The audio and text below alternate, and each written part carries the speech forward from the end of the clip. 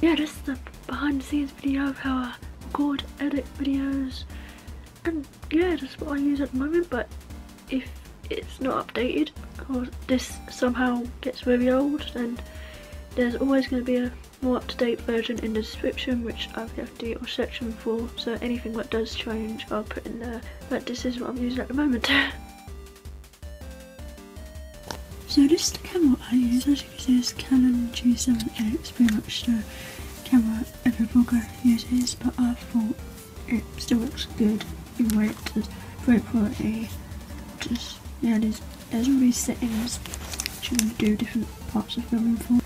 I just got it because I thought it was very professional, and if I turn it on, see, it does that cool thing at the end by itself and closes itself. I just thought that was cool. And inside it, of course, I use SDHC cards from SanDisk, 16 GB. I also have an 8 GB one, which is always inside my purse, just in case I need it. I don't know where we actually need it, but just in case. And yeah, it's always worked pretty well for me to be. See? Good. And then different settings.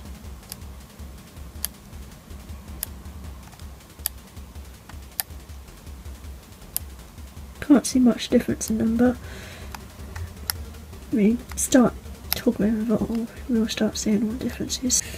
Just go over and see what you recorded. That's why I didn't delete it.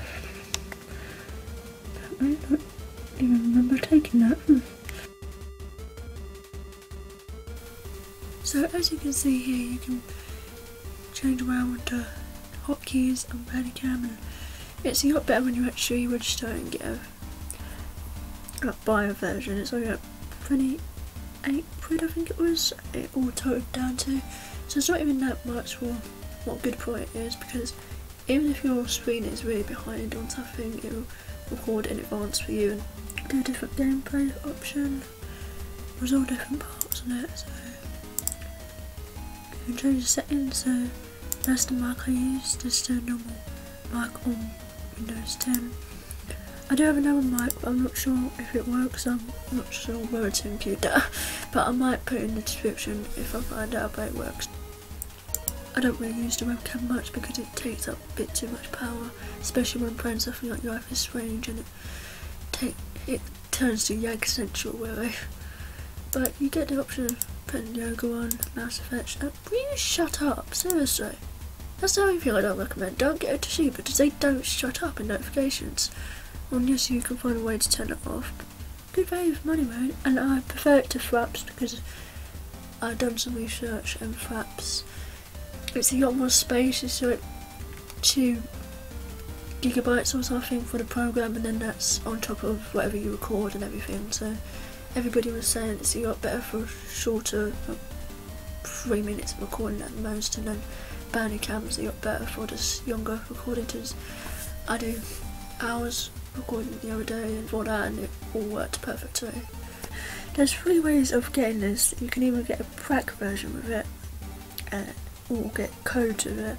Those are both the 3 options, or you can do the most safety option, which is actually buying the thing, which is what I went through, because the last prac I got, it basically broke my laptop and I had to get back on the recovery thing for a few, like the day before. Just messed up my laptop. So it's recommended just buy the program and get it over and done with, instead of trying to search for codes and everything for our life, because you're going to spend a lot of time doing that. Yeah, it's great because this screen thing, you might be able to see it getting bigger or anything, and start recording the whole screen. Just, yeah, it's great. Gameplay, you can just select the game and it has how many frames it's recorded in the top left hand corner, so yeah, it's always updating you with how many frames. It's just not a timer, which is annoying, but that's what it is. Another thing with Bandicam is you can put it at the bottom, but just do that, and it's not always constantly there. Yeah, it's SanDisk.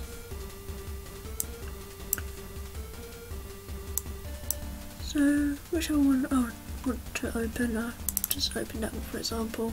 At the moment as this is being recorded, it's the latest version 4.40, and where you saved there, you can just bring up again at an effect template and go to my entering one. That's the one I have. The other thing I had to figure out by myself was how to add keyframes. Like at first it only opens like this, so you actually have to open it a bit more to see the keyframes part and then add on keyframes, whatever you want to do with them.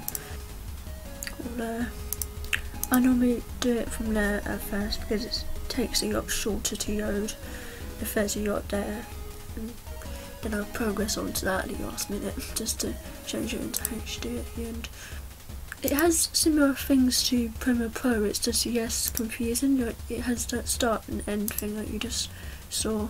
Start and end thing. Really shut up, seriously. I'm trying to talk here. And then it has different export things which save a lot of time, since I can just easily export to YouTube if I have the whole day planned. I can easily use this up and export stuff into YouTube. Just got to sign in with the YouTube.